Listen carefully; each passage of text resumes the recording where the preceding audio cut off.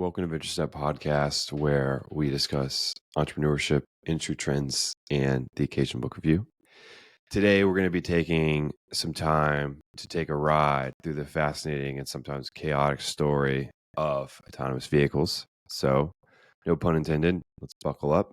But of course, before we dive in, I'm your host, Dalton Anderson. I've got a bit of a background in programming, data science, insurance. Offline, you can find me running, building my side business, or lost in a good book. You can listen to this podcast in video and audio format on YouTube. If audio is more your thing, you can find the podcast on Apple Podcasts, Spotify, or wherever else you get your podcasts. Once again, today we're going to be discussing the journey, sometimes bumpy, but fascinating journey of autonomous vehicles. And autonomous vehicles, I feel like, is one of the few mature industries that is still built on speculative value. Like, I don't think there's that many companies that are providing a service to the public, either B2B or B2C, where it's generating legitimate revenue to support all the resources going into the projects. I don't think that there is a company right now that is providing like a surplus. I know that there's people selling shovels. I mean, we know that story. It's not the people digging for gold, it's the people selling the shovels that make the money. And so you could see those things with the AI, with NVIDIA selling the GPUs to, and these other AI specific chips to these AI companies, and NVIDIA is holding the bag. Same thing could be for companies that provide hardware. I know that Tesla used to use their AI, like to run AI on Tesla. They had, and this camera setup is pretty odd. It's I'm doing some construction in my room, and this is kind of a sidebar, but doing some construction in my room, and I got another monitor on my desk, and I haven't rearranged my mic setup and stuff, so I got you set up on an underwear box, and I'm looking into the camera, and it's like literally in my face. It's a bit odd, so trying my best. If you're watching on video, if not, then you won't know what I'm talking about. But anyways, back to it. Selling hardware, Tesla. That's what I was talking about. Tesla used NVIDIA for the longest until COVID happened. And then Tesla was rightfully so upset because they couldn't produce some of their Teslas because they had all the Teslas built and ready to go.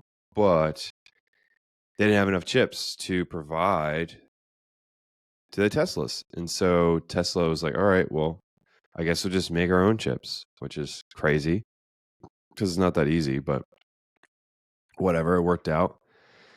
Similar thing could be said for Amazon during those peak shipping periods. Amazon was heavily reliant on UPS, and then UPS was missing some of their orders, or not necessarily missing the order, but missing the shipping times for the order. And so Amazon's like, all right, fine, I'll just make my own logistics company. Can't be that hard. And so it's kind of an example is like at certain points, if you're not, I don't even know what I was going with that. I was really going on a tangent with the Tesla thing and talking about how NVIDIA is holding the bag basically and making all of these chips, and the autonomous driving vehicle industry is built off of speculative value, and it currently doesn't offer major services to the public at the moment. That could be changing with regulations and other things and improvements, but at the moment, no. And so I'm saying, okay, most of the money is going to people working on the projects and or companies providing hardware. And maybe my point was, hey, if you're providing hardware but can't sustain it, some of these larger tech companies will just build it themselves. But for smaller ones, obviously they can't. Enough of that. Today's agenda is we're going to talk about the early days, and that deals with the DARP challenges. Then we'll talk about how DARP kind of raises stakes a little bit. And then we'll talk about the next section of DARP, and then we'll talk about the rise of self-driving cars and like which companies are which and blah blah blah, and where we're at today, which is pretty interesting. Okay. That being said, so DARP is the Defense, what is it? Defense Advanced Research Projects Agency, for sure. And DARP had an initial challenge in 2004 where they requested a group of people, I would say like, group of teams to compete in this autonomous driving vehicle challenge in the Mojave Desert, 150 driving.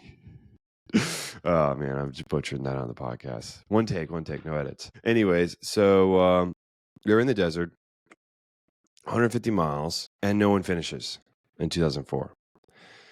And there's a couple reasons why they didn't finish. One, there were, sensor limitations, wasn't as advanced as today. Like the sensors weren't as advanced as they are today, and you'll see later, pretty soon later, they get advanced.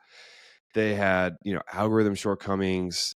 Their algorithm was used like processing data were not sophisticated enough, and they weren't consistent in maintaining control in complex environments like the desert and navigating it all. Mechanical and hardware issues.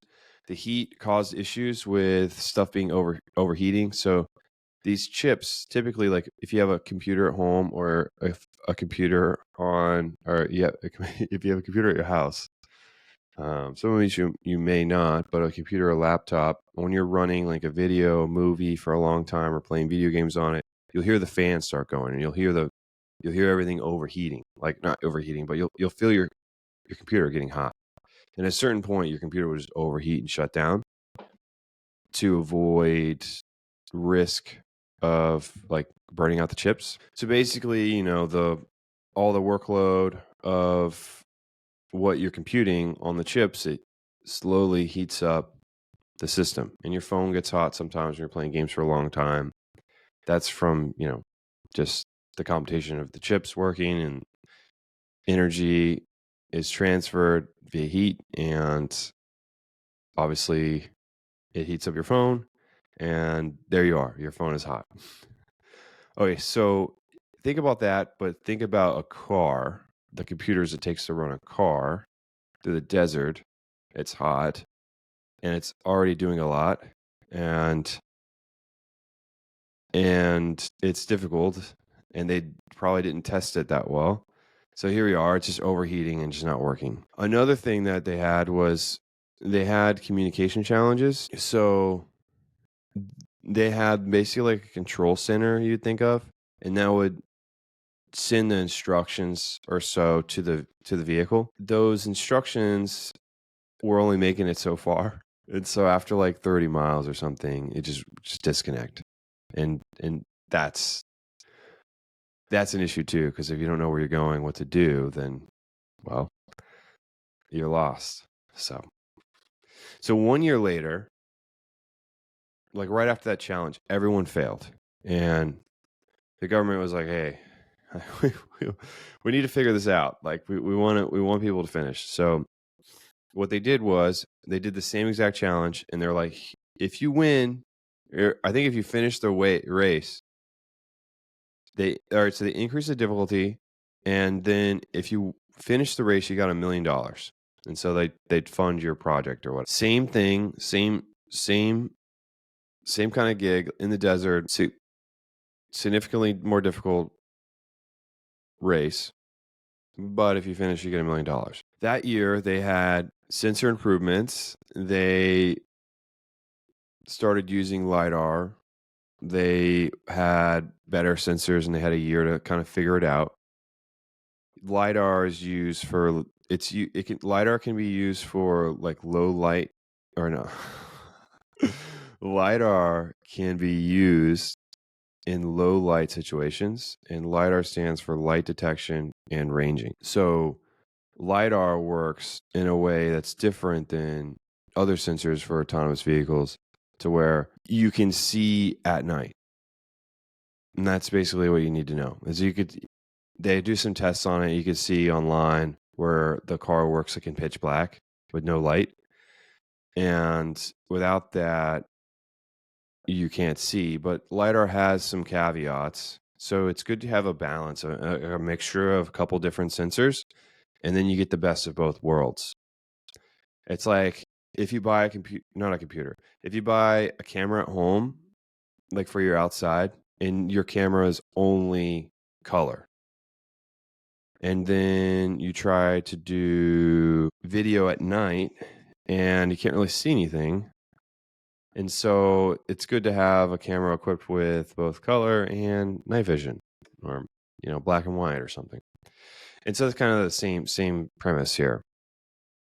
The team started incorporating machine learning into their algorithm, and so that improved kind of these simulations and things on the fly, because the models they were using could only interpret the real data that it was receiving, so it wasn't able to do simulations as well.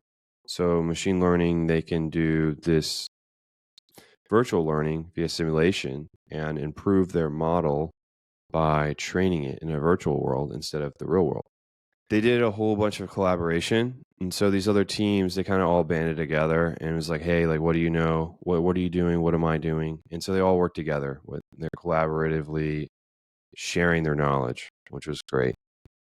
After the 2004 event of no one finishing, I think they were just like, oh, we don't care who finishes. We just need someone to finish, please. We can't be embarrassed like this again. We're supposed to be smart. So they applied all their lessons learned from the 2004 failures, and they addressed their weaknesses in design, and it led to 5 teams finishing, which is big.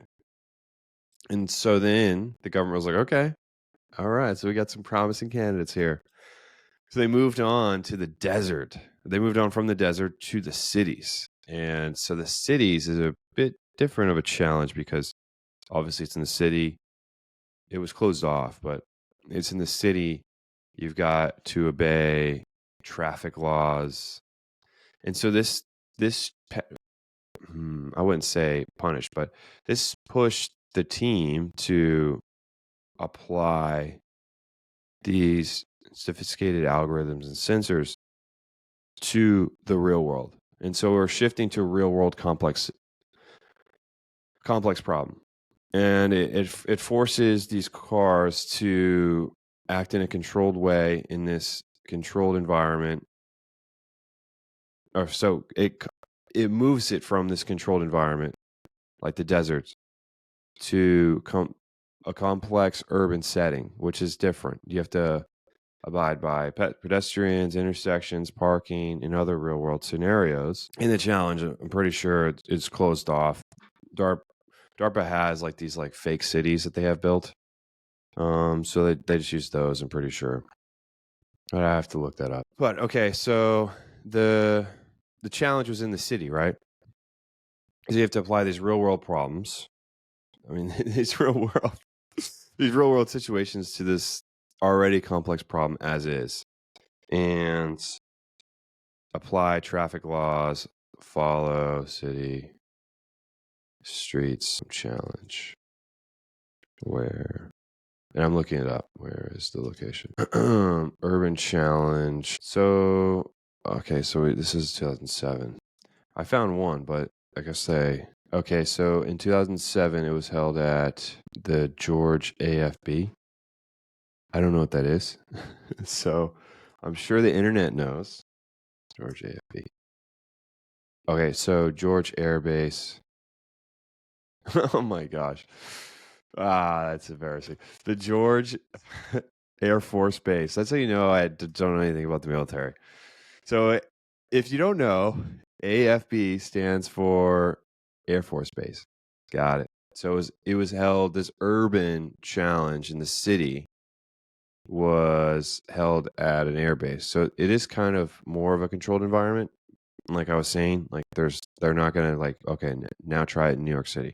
Like that'd be crazy. Okay, so there's a couple issues with this. So you'd have increased autonomy of the vehicles. You would need advanced perception and decision making to navigate these urban environments. You need object detection, tracking to know what these objects are. Like, what does a human look like?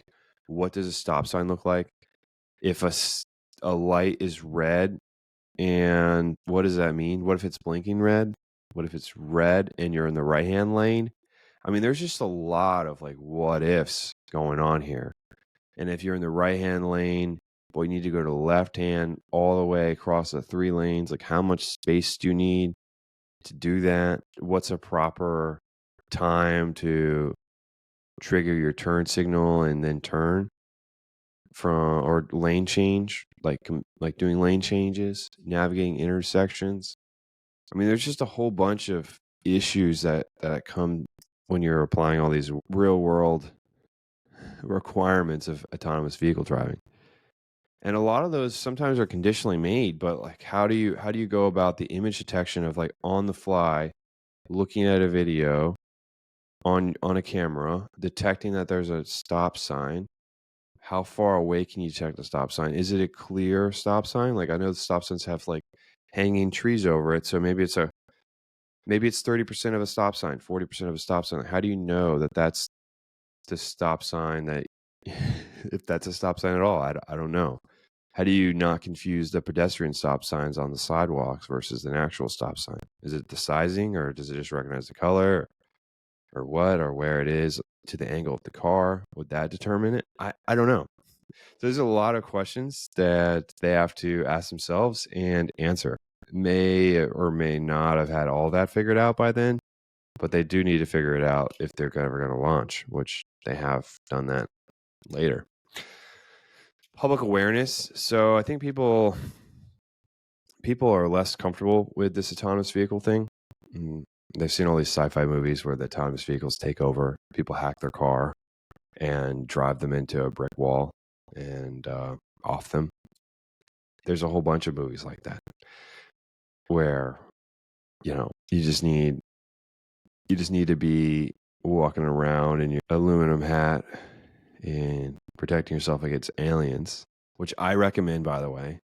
If you ever leave the house without your aluminum hat, what are you doing? I've got one. I've got a hat that's lined in aluminum, custom made for me, and I make sure I never leave the house without it. Anyways, hopefully you guys got a kick out of that one. Hopefully my mom is killing me right now.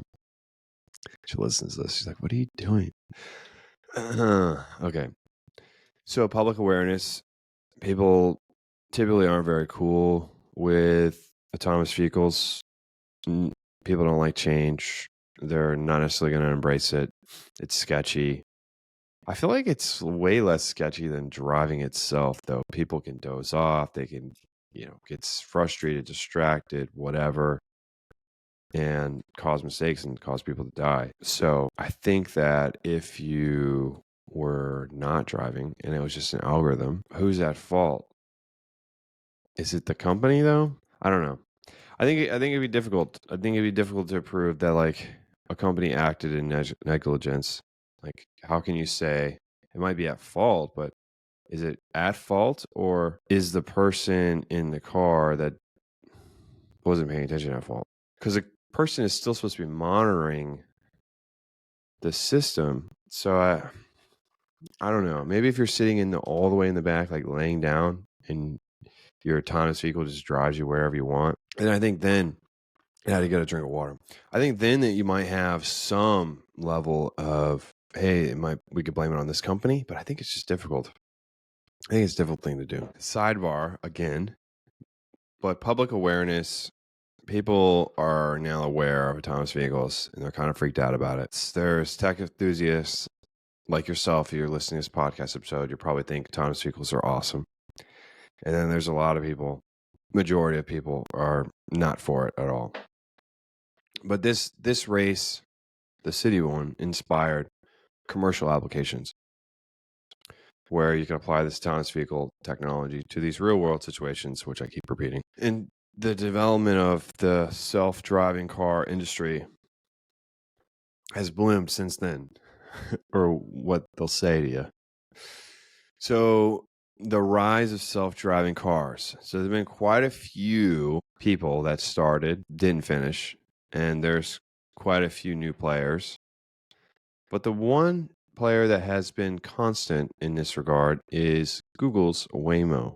Waymo started in the mid 2000s, and I think Waymo has the strongest position right now. And Waymo is right now offering US. Right now, Waymo is offering routes in the US.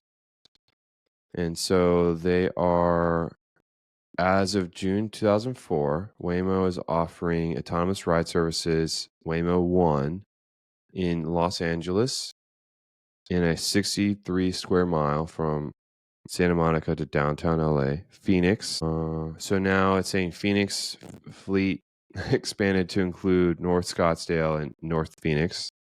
Mesa. San Francisco. San Francisco has logged more than 3.8 million miles while providing rides.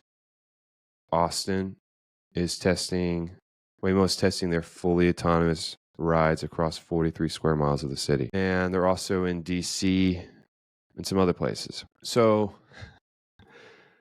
I think Waymo has one of the best positions for that reason. It's like Waymo is just way more in front.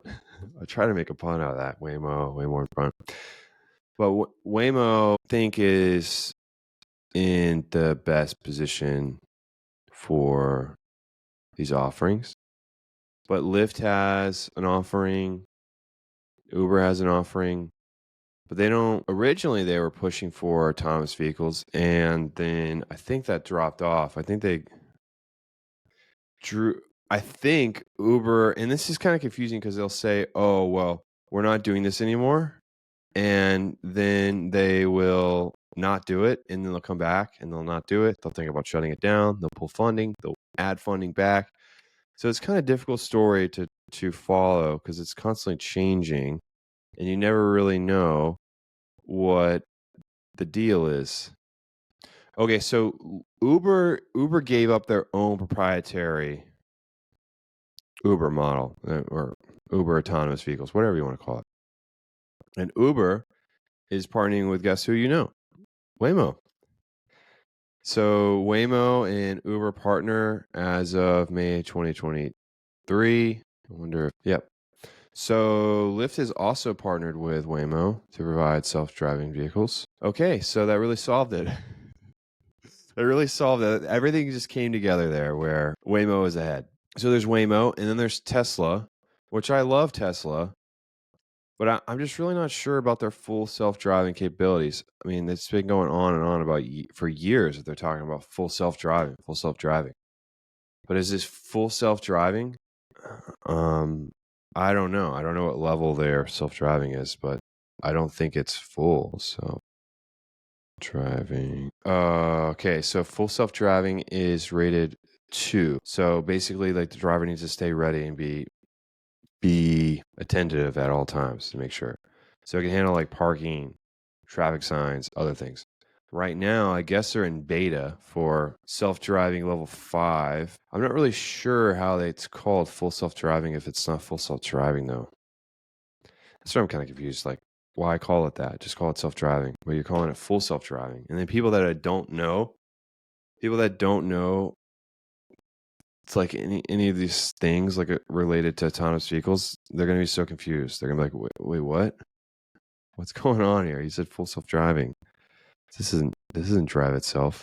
It parks my car, which a lot of companies can do. It's not a big deal. Okay, so there's Tesla, which is behind Waymo, and Waymo should be in front, to be fair. Like, Waymo started pretty much first. Waymo has the backing of Google. And they've been backing Waymo for a long time, since like the mid 2000s. And they had a head start. Google has massive resources in machine learning and deep learning. They have infrastructure to support these things. And I'm not saying infrastructure like company initiatives and capital. I'm talking about they've built up over 20 years, built up servers and these TPUs that they have and these other things. to allow them to train data and run simulations and be at the top of their game when it comes to deep learning, machine learning, and all these other type of algorithmic processes that require a lot of resources and compute. Google already has it all set up for them. And I would think that that gives them an advantage because you're not starting from scratch on something that takes a long time to build yourself and is very resource intensive and time intensive to get that all put together, and energy intensive. There's a whole bunch of things that makes that difficult. So they should be in front. And if anyone asks you, like, why should they be in front? You could just name off a couple of those items and be like, oh, okay, that makes sense. Thank you. Thank you. Thank you for letting me know. And then you'd be like, yes. Tesla's come a long way. I just don't think that they should call it full self-driving if it's not full self-driving. They're in beta for full self-driving, but they're currently only offering level 2. And it was crazy expensive before. And you would think that, so it was expensive. Full self-driving Tesla. It was expensive before they made it a like subscription. It's $99 a month, which is a lot. But it used to be, says opens on Saturday. This is April 2021, 2004. On Saturday, full self-driving is software's $8,000 from the previous price, $12,000. And that is only tied to the owner, not the car. So if you sell your Tesla to someone, that feature is tied to you as the owner, not to the car. But I don't think if you buy a new car that you get it for free. I think that if I'm going to ask that, if you buy a new Tesla after you purchase, do you need to buy a license? Okay, so that is nice. All right, so it's tied to the car, not the car. It's tied to the owner, but the owner's license isn't tied to the car. It's tied to the person. So maybe you can also, this would be pretty cool if you could like inherit a full self-driving license. That'd be pretty cool too, where if I unfortunately were to die, I could like give it to my friend and they would inherit it, or I give it to my mom or whoever, or my nana, that, or my dad. That would be pretty cool, but it's not tied to the car. It's tied to the owner. And if the owner buys a new Tesla, you don't have to be concerned with, oh, I have to buy another one. You can just transfer it to your new vehicle. That's what it says.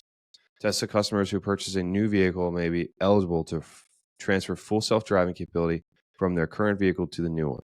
Okay. Pretty cool. That sounds very sticky. You know, once you drop $12,000 on your license that you have permanently, and you're in the market to buy a new car, and you're like, should I buy the car with full self-driving that I don't have to pay for, and I can just transfer my license to the new car, or should I just buy a new car and potentially buy another license? I think it's an easy question to answer. Okay. So the challenges that we've had is there's been a couple accidents. There's been people, falling asleep at the wheel, potentially hurting others. And there's been a couple people that have died. And there's other issues, like just people are just concerned about the whole thing. And I guess rightfully so, but I don't know. My personal opinion is like people die a lot from car crashes, like a lot of people each year. Okay, so 43,000 people have died per year. And I guess that was the last statistic as of 2024, 43,000. And in 2002, it was 34,000 people. I'm not trying to say that the people who died are not important. Like, obviously, I'm not advocating for anyone to die. But I do think that the progression of this technology, if done correctly, could save a lot more lives than just the couple that have lost during the process. I mean, obviously, I'm not advocating saying that's good, like they deserve it or anything like that. All I'm saying is accidents happen, and I think that the technology improving at the rate it is, and if they do it correctly and in a safe manner, that years from now, we could potentially have this technology to allow elderly people that can't see very well or have anxiety related to driving with high traffic situations.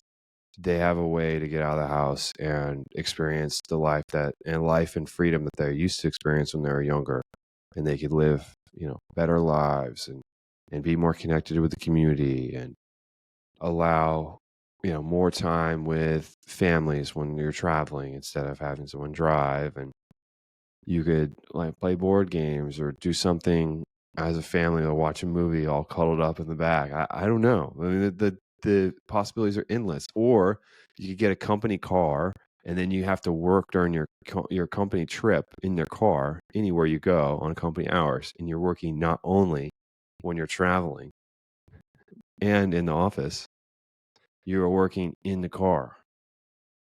You're on call in the car. I'm sure people would love that. Imagine the productivity, Bob. What if we just got everyone company cars and we had them work in the car while the car's driving them to places. Like they need to run errands during workday, that's fine as long as they stay in the car.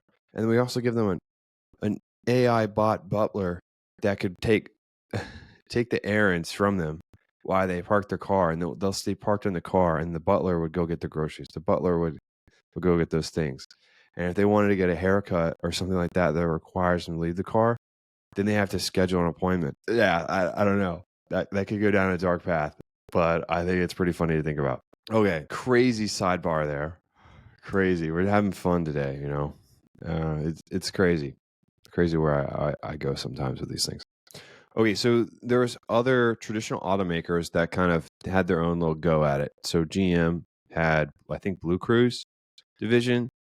I'm not sure how active that is a lot of these things are really shut down, honestly. During COVID, there was like the big crash because these companies were just hold of driving still a thing. Yeah.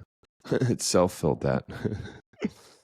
Okay. So Blue Cruise is for Ford and Lincoln's, and that is, I just don't know who they're partnered with because they closed out their venture with Argo AI. So Ford acquired Argo AI. Argo AI was a startup that was also part owned by Volkswagen. So Ford and Volkswagen had a partnership with Argo. And then GM had their own little thing called Cruise, I think, or Cruise something. And they just made that themselves. And Cruise LLC under General Motors. So this is what I was talking about. In 2003, they suspended operations for Cruise. This is GM's subsidiary.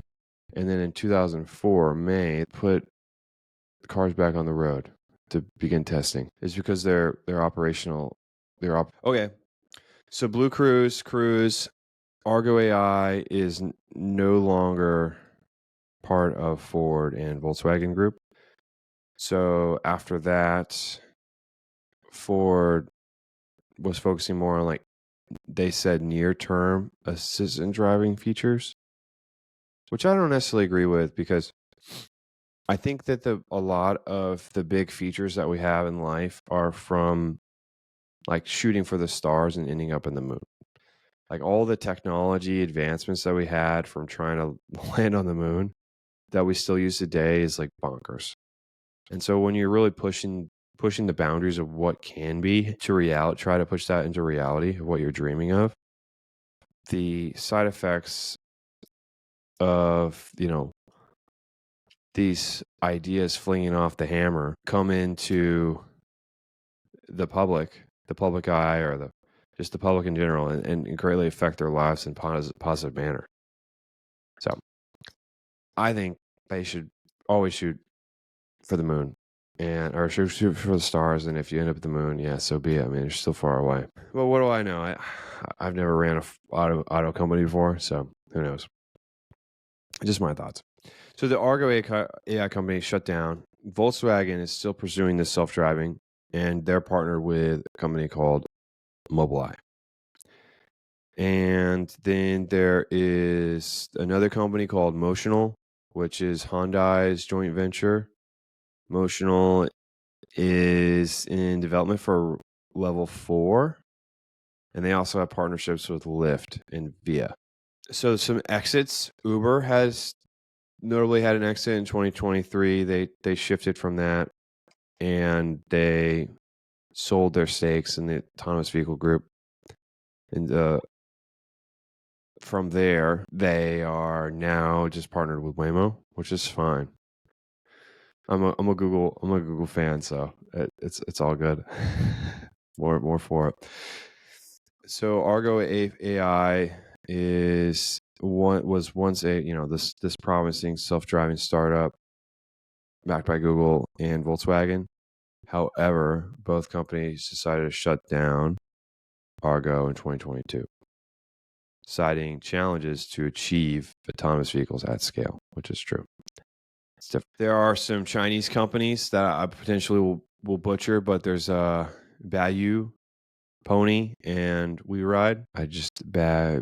They have government support as they're kind of all merged into one area. Like if you're a big company in China, like you're pretty much part of the government. So those companies have strong government support, and they're able to kind of do it as they wish and really push the technology forward. And there's technology providers like I was talking about, like Mobileye and Luminaire Technologies and so on.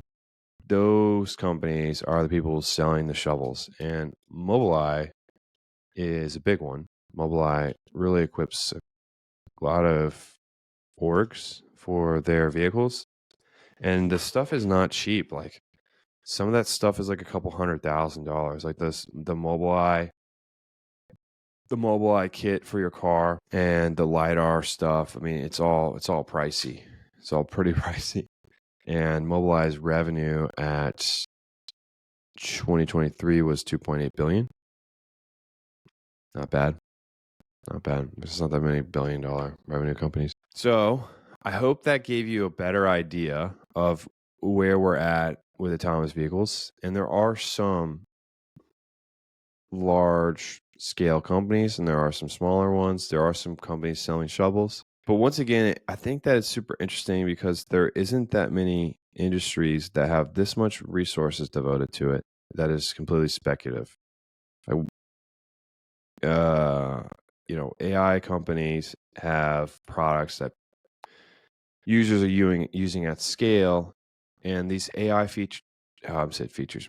These AI products are kind of like features where Apple or Google or Microsoft could add that feature that you were offering at a company, and it basically just closes you down. And so at a certain point, you got to turn your feature into a viable product, or else you're going to die.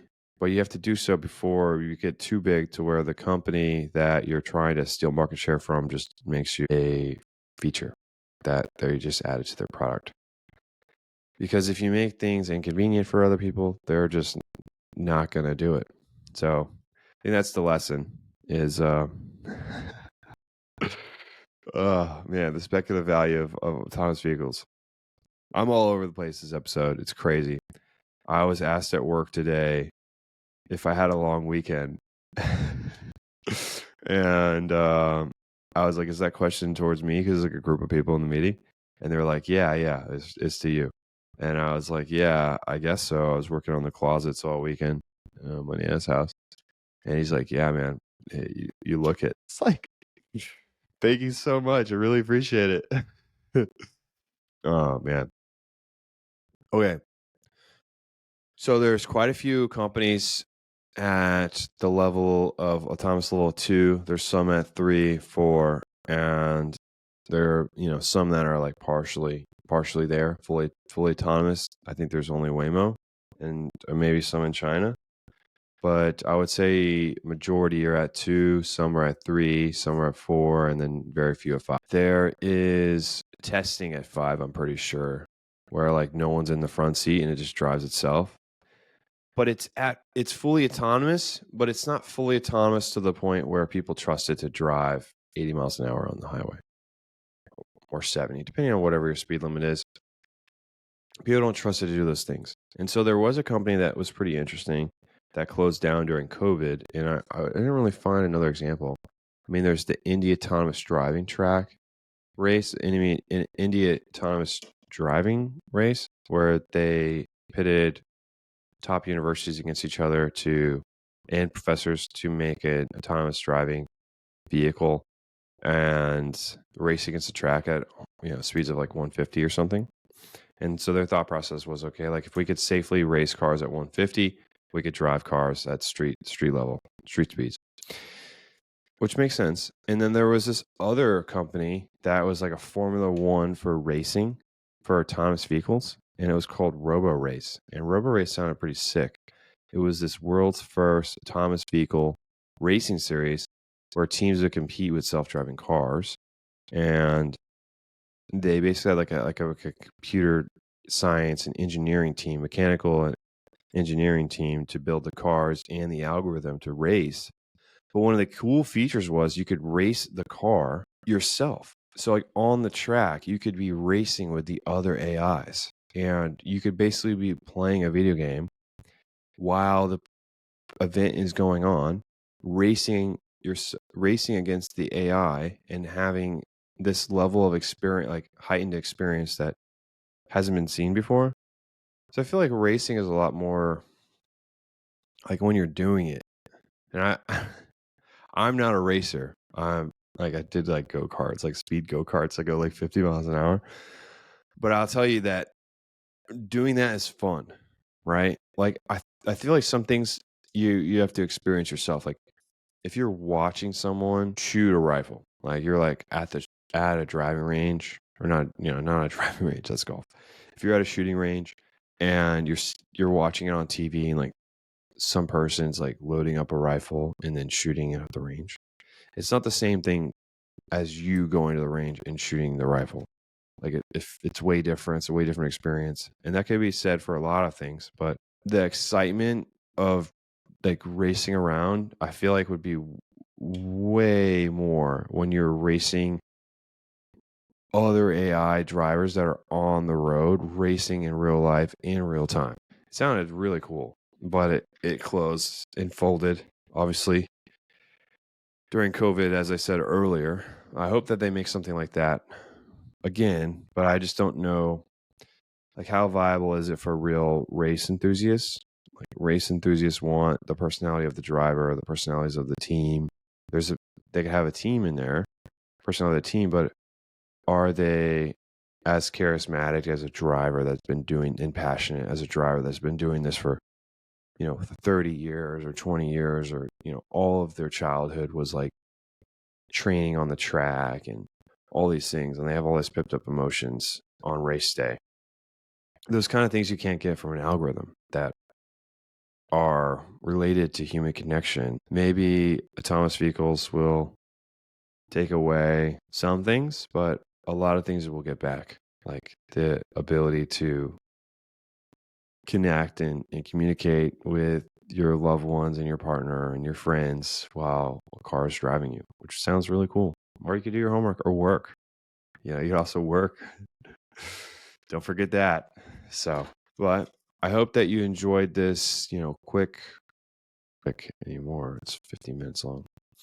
I hope you enjoyed this rambling episode of me talking about the history of autonomous vehicles. It's a wild ride. You never really know what's going to happen. Combies pull out, come back, go away, fade away, emerge like the phoenix. So you never know. It's you're on the edge of your seat with this. And I think there's exciting developments years to come from now. And thank you for listening. Hope to hear you. I keep saying that. I said that last episode. My Nana roasted me. I hope to be in your ear next week. Whispering the show, Venture Step podcast, in your ear next week. Showing a little bit more personality on this episode. I'm exhausted, brain dead, and I have missed my upload time. So That's going to be sad. Okay. See you, everyone. Wherever you are, have a good day, good night, good morning, good afternoon. Have a great week, and see you next week.